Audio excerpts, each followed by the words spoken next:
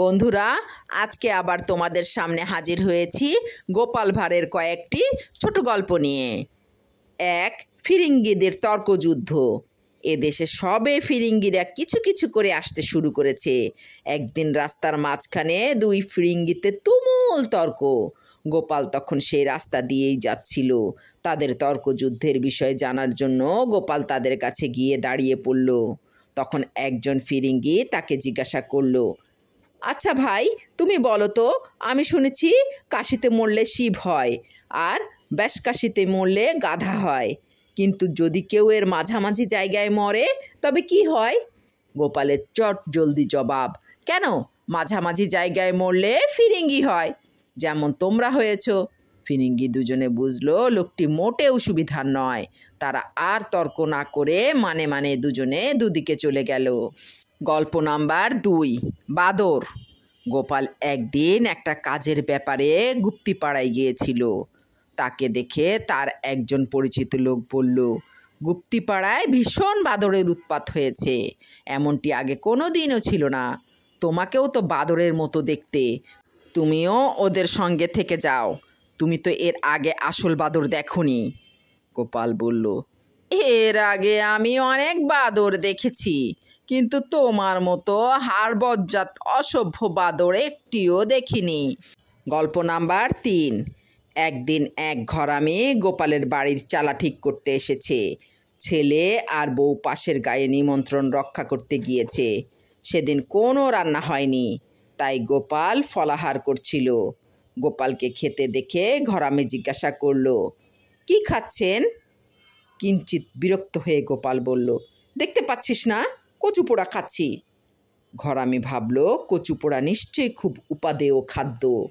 এর কিছুদিন পর ঘরামির বাড়ি গোসাই ঠাকুর এসে উপস্থিত। ঘরামি তাকে অতি সমাদরে বসিয়ে তার বিশ্রামের পর বললেন, গোসাই ঠাকুর, বেলা অনেক হয়েছে, এখন আপনি রান্না করবেন না কচু পোড়া খাবেন? এই অপমানজনক কথা শুনে গোসাই তখনই তার বাড়ি থেকে রাগ করে চলে গেলেন। ঘরামি পেছন পেছন যেতে যেতে বলল, আপনি রাগ করে চলে যাচ্ছেন কেন? এই ভর দুপুরে আপনার জন্য ভালো কচু পোড়ার ব্যবস্থা করে দেব। গল্প নাম্বার 4, হরিহর। কৃষ্ণনগরে এক শেকড়া ছিল। তার সোনার দোকানে কেউ গয়না বানাতে এলে সে বলতো, হরিহর হরিহর। ওই শেকড়ার হরি নামে একজন কর্মচারী ছিল। কেউ গয়না বানাবার জন্য পুরনো সোনা নিয়ে এলে সোনা গলাবার সময় সে বলতো, হরিহর হরিহর, অর্থাৎ সোনা হরণ কর। গোপাল তার মেয়ের বিয়ের জন্য কিছু পুরনো সোনা নিয়ে ওই দোকানে এসেছিল। সে শেকড়ার ওই কথা শুনেই ব্যাপারটা বুঝতে পারল। গোপাল তখন বলল, শেকড়া মশাই, কথাটা সম্পূর্ণ করুন, হরিহর হরিহর, সোনা মেরে থলে ভর। এরপর থেকে আর কোনো দিনও শেকড়া হরিনাম করতো না। গল্প নাম্বার 5, যেখানে যেমন। ছোটবেলা থেকেই গোপাল ডান পিটে আর আড্ডাবাজ ছিল। একবার তার বন্ধুদের সঙ্গে যাত্রা দেখতে গিয়েছিল পাশের গায়ে। যাত্রা তখনও আরম্ভ হয়নি, তাই হইচই হচ্ছিল। যাত্রা দলের এক মাতব্বর ছোকরা এসে বলল, এই ছোকরা, তখন থেকে দেখছি খুব গোলমাল করছিস, কানমলা খেয়েছিস কখনো?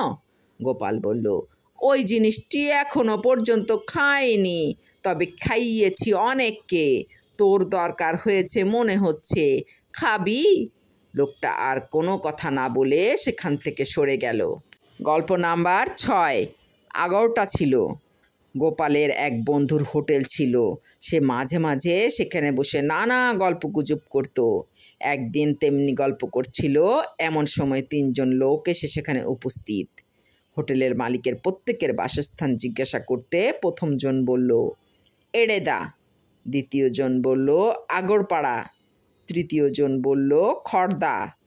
গোপাল বলে উঠল, ভাগ্যিস মাঝখানে আগরটা ছিল, নইলে এড়ে এসে সব খড় খেয়ে যেত। এই কথা শুনে উপস্থিত সকলে হো হো করে হেসে উঠল। গল্প নাম্বার 7, মুখোমুখি। গোপাল একবার তার 2 বেয়াইয়ের সঙ্গে এক জায়গায় যাচ্ছিল। পথের ধারে দক্ষিণমুখ হয়ে সে প্রস্রাব করতে বসলে এক বেয়াই বলল, আরে করেন কি, আপনি জানেন না দিনের বেলা দক্ষিণমুখ হয়ে প্রস্রাব করতে নেই, শাস্ত্রে নিষেধ আছে যে।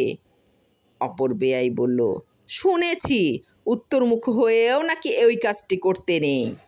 গোপাল বলল, ও সব পণ্ডিত লোকদের বচন, আমি গাইয়া মুখ্য সূক্ষ্ম মানুষ, ওসব বাজ বিচার আমি করি না, সব মুখেই প্রস্রাব করি। বড় বেয়াই যে মুখে বললেন সে মুখে করি, আর ছোট বেয়াই যে মুখে বললেন সে মুখেও করি। গোপালের মুখের কথা শুনে বেয়াইদের মুখে আর কথা নেই। গল্প নাম্বার 8, বেগুন পোড়া। একদিন মহারাজ কৃষ্ণচন্দ্র গোপালকে সঙ্গে নিয়ে খেতে বসেছেন। ব্যবস্থা একেবারেই ঘরোয়া। মহারাজ দেখলেন বেগুন পোড়া থেকে আরম্ভ করে সব রকম বাঙালি খানারই ব্যবস্থা আছে। মহারাজ তাই গোপালকে বললেন, পাতে অনেক রকম পদ দেখছি, তা কোনটা দিয়ে শুরু করি বলো তো? গোপাল বলল, বেগুন পোড়া দিয়েই শুরু করুন, তখন দেখবেন ও পোড়া মুখে সব খাবারই আপনার ভালো লাগবে। গল্প নাম্বার 9, জোড়া কথা। গোপালের সঙ্গে একদিন পথে এক রাজকর্মচারীর দেখা। গোপাল লোকটার সঙ্গে একটু মশকরা করার লোভ আর সামলাতে পারল না। গোপাল তাকে বলল, আচ্ছা, লোকে জোড়া কথা বলে কেন? এই যেমন সাহেব টাইপ, চাল টাল, এই রকম। রাজকর্মচারী নিজেকে একটু সব জানতা দেখাবার জন্য বলল, ওই যত সব ছোট লোক টোটো লোক মুটে টুটেরাই বলে। গোপাল বলল, তোমার পরিচয়টাও তাহলে দিলে, তা বেশ। গল্প নাম্বার 10, উচ্ছন্নে যা। পাড়ার এক ভট্টাচার্যি ব্রাহ্মণকে গোপাল প্রায়ই খুব রাগাত।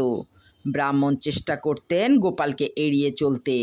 তেমনি একদিন ব্রাহ্মণের পেছনে লাগায় ব্রাহ্মণ বললেন, গোপাল তুই উচ্ছন্নে যা। এই কথা শুনে গোপাল বেশ শান্তভাবে বলল, দয়া করে পথটা দেখিয়ে দিন, আমি তো পথটা চিনি না।